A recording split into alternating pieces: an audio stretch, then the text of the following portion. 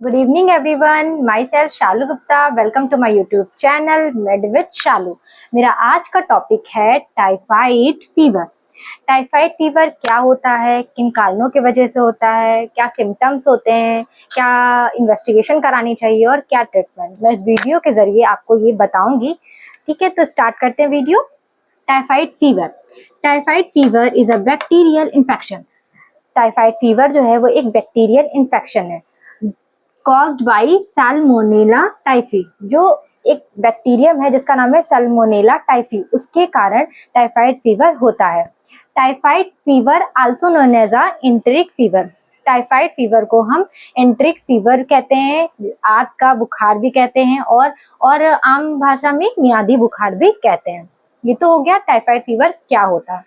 अब बात करते हैं इसकी कॉजेस की कि किन कारणों से टाइफाइड फीवर होता है.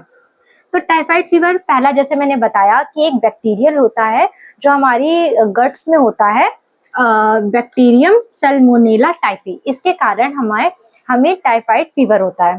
ठीक है, पहला कारण. दूसरा कारण है कंटामिनेटेड फूड और वाटर. जब हम दूषित फूड, खाना और पानी ग्रहण कर लेते हैं तो जिसके उसके कारण टाइफाइड फीवर हो जाता है. तीसरा है पुअर हाइजीन. पुअर हाइजीन का मतलब है कि हम वॉशरूम गए और हमने सही तरीके से हैंड वॉश नहीं की, जिसके कारण टाइफाइड फीवर हो जाता है. ठीक है, पुअर हाइजीन हो गया. नेक्स्ट है क्रोनिक कैरियर्स. क्रोनिक कैरियर्स कोई पर्सन है जिसको टाइफाइड फीवर से ग्रसित था, लेकिन वो अब ठीक हो गया है. ठीक होने के बाद भी उसकी जो गॉल ब्लैडर और इंटेस्टाइन्स होती हैं उसमें 12 महीने तक की ये जो हमारा बैक्टीरिया है सैल्मोनेला टाइफी प्रेजेंट रहता है. ठीक है, तो उसके कारण भी उसे स्टूल पास किया उस पर्सन ने जो इन्फेक्टेड था और ठीक हो गया है, तो वो इंडिविजुअल उस इंडिविजुअल के वजह से ये जो टाइफाइड है वो फैलता है. ठीक है, ये हो गए हमारे कारण.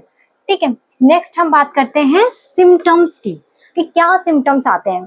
तो पहला होता है हाई फीवर. हमें हाई ग्रेड फीवर आता है. ओके, नेक्स्ट है लॉस ऑफ एपेटाइट. हमारी जो भूख होती है वो बिल्कुल खत्म हो जाती है.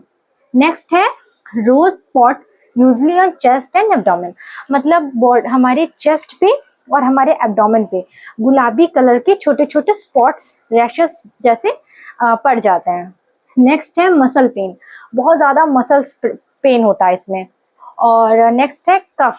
पेशेंट को कफ होता है और डायरिया एंड कॉन्स्टिपेशन होती है पेशेंट को. नेक्स्ट वोमिटिंग एंड नोजिया जैसा फील. अब हम बात करते हैं इन्वेस्टिगेशंस की कि हम क्या क्या कराते हैं. तो पहला आता है हमारा विडाल टेस्ट. विडाल टेस्ट जो है जो दो टाइप से किया जाता है, एक स्लाइड विडाल टेस्ट और एक विडाल ट्यूब टेस्ट. ठीक है, तो जो विडाल ट्यूब टेस्ट होता है वो बेटर होता है स्लाइड टेस्ट के. अब हम ये पता करेंगे कि ट्यूब टेस्ट हम कैसे जानेंगे कि पॉजिटिव है. When anti-TH titer greater than 1.160. Okay, और एंटी-टीओ टाइटर ग्रेटर देन 1.80. अगर ये इस रेंज में है तो वो पॉजिटिव होता है. ठीक है, लेकिन विडाल में एक कॉम्प्लिकेशन ये रहता है कि जो डेवलप्ड कंट्री के लोग होते हैं ना, उनमें इसकी रेंज जो होती है ना वो थोड़ी सी बढ़ी ही रहती है, अधिकतर बढ़ी रहती है. तो अगर उनको फीवर आता है और विडाल कराएं तो पॉजिटिव ही रहता है. ये थोड़ा सा कॉम्प्लिकेटेड हो जाता है विडाल में.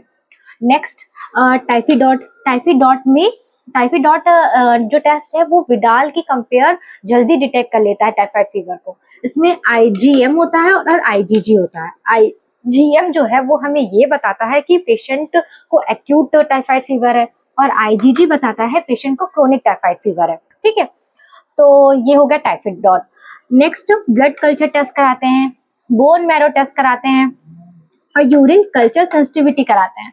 ठीक है, और नेक्स्ट स्टूल कल्चर सेंसिटिविटी कराते हैं. ओके, अब हम बात करते हैं ट्रीटमेंट की कि ट्रीटमेंट क्या होता है.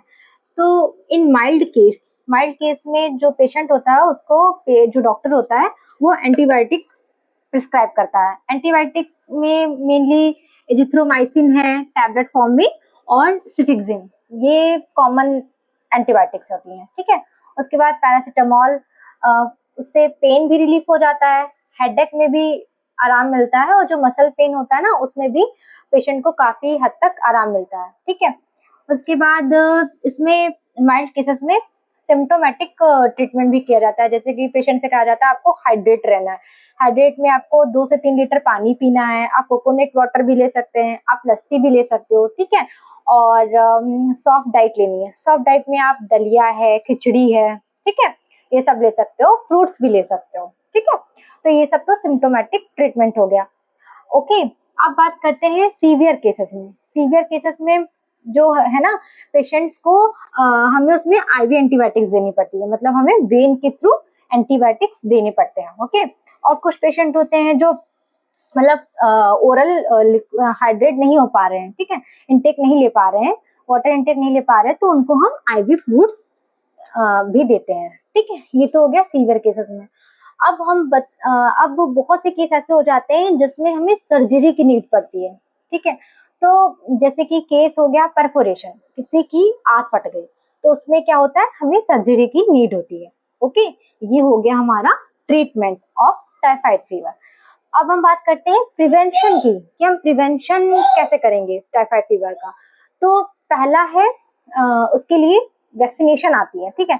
आप कभी डेवलप्ड कंट्री में जा रहे हो, जैसे कि डेवलप्ड कंट्री हो गई आपकी साउथ एशिया हो गई, थाईलैंड है ना, ये सब डेवलप्ड कंट्रीज हैं जिसमें बहुत कॉमन होता है टाइफाइड फीवर। तो उसमें उसमें प्रिवेंशन के लिए आप वैक्सीनेशन यूज कर सकते हैं, आप वैक्सीनेशन यूज करके आप वहां जा सकते हैं, ठीक है। पहला तो ये हो गया। दूसरा है हाइजीन मेंटेन, आप अपनी हाइजीन को मेंटेन रखेंगे तो उससे भी आपको टाइफाइड फीवर नहीं होगा, ये प्रिवेंशन है, ठीक है। आई होप आपको वीडियो यूजफुल रहे, मैंने जो कुछ थोड़ा मोटा बताया है वो आपको थोड़ा बहुत यूजफुल रहे। Thank you so much. अगर आपको वीडियो अच्छी लगी हो तो प्लीज लाइक करिएगा, कमेंट कीजिएगा और मेरे चैनल को सब्सक्राइब कीजिएगा। Thank you so much.